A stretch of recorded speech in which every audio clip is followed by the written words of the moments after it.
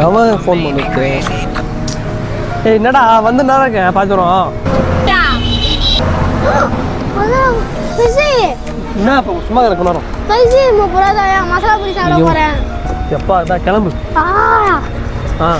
அண்ணே மசாலா பூரி தாங்கண்ணே.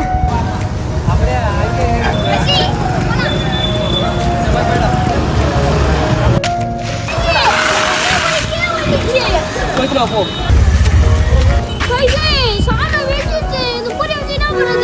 குட்டி பண்ண இந்த மசாலா பூரி வச்சு உங்களுக்கு செம்மையான ஒரு மேட்டர் பண்ணி தரேன்.